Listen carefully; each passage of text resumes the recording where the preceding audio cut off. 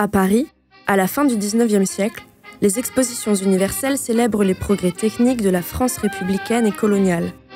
La Tour Eiffel, l'électricité, le cinématographe, mais aussi les os humains. Des indigènes exposés à des Européens avides de curiosité. Paris, c'est aussi la Belle Époque. Les bourgeois cherchent le divertissement, le plaisir, la joie de vivre. Les cabarets comme le Moulin Rouge ou les Folies Bergères encanaillent leur public.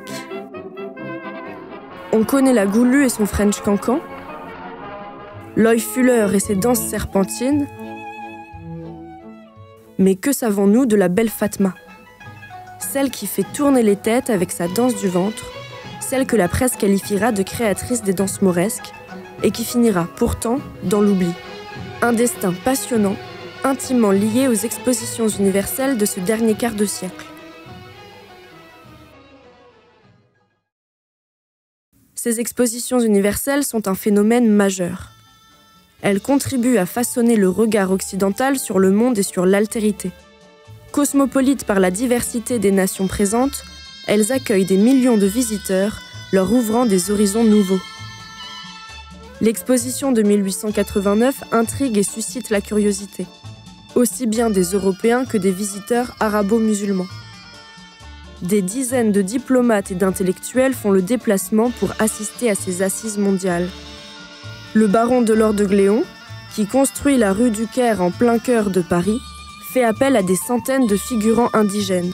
Leur présence doit donner de la vivacité, de l'authenticité et une couleur locale au pavillon des colonies françaises. Cependant, dans l'imaginaire occidental, ce qu'on attend de l'Orient fantasmé et imaginé, c'est la beauté, le charme et la sensualité incarnée dans la femme arabe, longtemps cachée sous ses voiles et inaccessible dans les harems. C'est un Orient vaste et confus qui est alors construit par l'imaginaire occidental, comme le souligne Edward Said dans son livre L'Orientalisme. Les Almés de la rue du Caire, emmenés d'Égypte par le baron de Gléon, incarnent parfaitement ces fantasmes. L'Almée est une femme instruite, une courtisane d'antan qui récite et chante la poésie et qui, dans un décor imbibé de senteurs exotiques, se livre à des danses érotiques. Des cafés morts tunisiens, algériens, où les Almées dansent au son des flûtes et des darboukas, pendant que de belles juives en robe de soie brodée d'or, au collier de sequins, fredonnent quelques monotones chansons. Mais c'est une jeune Almée, la belle Fatma, et sa troupe du concert tunisien qui attire les foules. Accompagnée des odalisques qui l'entourent, elle exécute avec grâce son hypnotique danse du sérail. Les hommes, de tout âge, se pressent tous les jours à la porte de sa tente pour prendre part à la distribution d'œillades et de sourires que la charmeuse prodigue sans compter. Les visiteurs arabes présents viennent l'admirer. Le juge égyptien Amin Fekri lui consacre 2 pages dans son récit de voyage. Il la décrit comme une parfaite créature d'une beauté inégalée. La belle Fatma, de son vrai nom Rachel, est née à Alger le 31 janvier 1868. Son père, Youssef Henni, est le benjamin d'une riche famille de commerçants de diamants en Algérie. Jeune, il est plutôt attiré par la musique. Il se marie avec Messaouda Hakoun, une veuve algéroise, et de cette union naissent David et Rachel. L'histoire de la belle Fatma commence lors de l'exposition universelle de 1878 à Paris. Un barnum du nom de Landrin organise dans le pavillon du Maroc des spectacles maghrébins. Il y fait venir la famille Henni pour former une troupe de concerts tunisiens.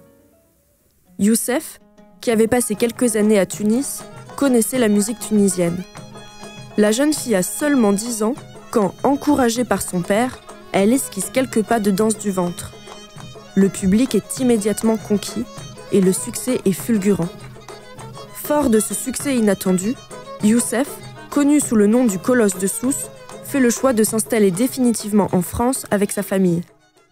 Une carrière de foire en foire et une vie de saltimbanque s'ensuit. Le destin de Rachel est en marche.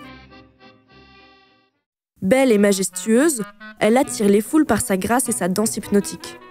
Rachel se fait désormais appeler la belle Fatma, certainement par superstition, car la main de Fatma porte chance dans la tradition juive. sa légende commence à occuper les colonnes de la presse. Celui qui n'a pas vu la belle Fatma n'a jamais rien vu.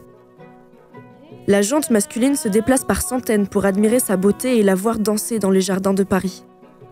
Des poèmes, des compositions musicales et des tableaux sont créés en son honneur. Les hommes de la haute société l'admirent. La presse raconte qu'elle fut invitée chez Victor Hugo pour une présentation privée, et lorsqu'elle voulut pour le saluer lui baiser la main à l'orientale, le poète la releva et l'embrassa sur le front en lui disant « Chez nous, le génie n'est rien devant la beauté ». L'admiration que lui porte Louis Ricard, le ministre de la Justice de l'époque, lui vaut le surnom de la belle Fatma. Pourtant, la perception de la danse du ventre par les Occidentaux reste mitigée entre les moralistes et les féministes. Si les esprits chagrins, faciles à s'émouvoir de la présence de l'éternelle tentatrice, craignent pour la morale, je leur dirai qu'en dehors de toute danse du ventre ou de hanche, l'ethnographie est une science que l'on peut invoquer et en faveur de laquelle quelques types recommandables auraient pu figurer ici. Cette danse mauresque fait des émules outre-Atlantique et bouscule le puritanisme de la société américaine. La première censure dans l'histoire du cinéma concerne un film de Thomas Edison réalisé en 1896 intitulé Fatma's Coochie Coochie Dance. Une danse du ventre exécutée lors de l'exposition universelle de Chicago de 1893 par la danseuse syrienne Fatima Djemil. La réputation de la belle Fatma franchit les frontières. Elle se rend à Londres en 1887 avec sa famille afin de se produire au Royal Aquarium. La presse anglaise l'appelle The Beauty of Tunis et la qualifie de la plus belle femme au monde. Quand elle apprend que la ville de Spa, en Belgique, organise le tout premier concours de beauté en Europe, la belle Fatma s'y rend pour y participer. Elle n'est malheureusement pas admise à concourir, malgré d'insistantes démarches. Le règlement interdit aux foraines de se présenter à ce concours. Mais les organisateurs, qui la considèrent comme la plus belle des femmes présentes, décident finalement de lui décerner la médaille d'honneur de la ville de Spa. La gagnante sera la femme à la mode pour la grande exposition de 1889 à Paris.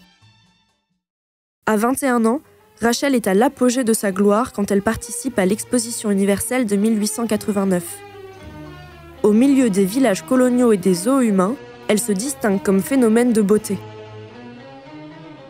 Elle réussit à imposer un nouveau regard sur la danse orientale et elle va en faire un nouveau genre artistique dans le milieu du spectacle parisien. La perception de l'altérité est constante et apparaît comme l'une des caractéristiques du music hall, qui mise sur la nouveauté et la diversité des artistes pour en faire des phénomènes extraordinaires. Le Théâtre des Folies Bergères, institution pionnière du music hall, veut profiter de son succès. Elle y est donc officiellement engagée pour s'y produire dans des spectacles avec de nouvelles danses exotiques. C'est la consécration pour la belle Fatma. Elle est à l'affiche de l'un des plus grands cabarets de Paris. Mais à l'âge de 22 ans, au sommet de sa gloire, le destin de Rachel bascule. Célèbre et célibataire, elle tombe enceinte. Pour échapper au scandale, la famille Henny repart hâtivement à Londres. Rachel donne naissance à son premier fils, qui décède 1 mois plus tard. Anéantie par ce drame, sa relation avec les siens se dégrade. Elle se retire des affaires familiales. Rachel aura en tout 5 enfants. 2 garçons décèdent en bas âge. On ne sait rien des pères de ces enfants. Quand on l'interroge sur ce qu'elle pense du mariage, elle répond à peu près en ces termes. « Je ne serai pas heureuse en mariage. Un mari ne s'attacherait pas à moi. Notre sort à nous est autre. Quand une assiette est fêlée, on la change. » C'est sans conviction qu'elle participe à l'exposition universelle de 1900 à Paris. Elle a 32 ans. Ses rivales se multiplient et les jeunes et belles Fatma foisonnent désormais à travers le monde. Le décès de son frère David, en 1907, marque la fin de sa carrière d'artiste. La danse orientale est passée de mode. Le monde de la nuit aime se réinventer et lancer de nouveaux artistes, comme Mistinguett et ses revues à grand spectacle.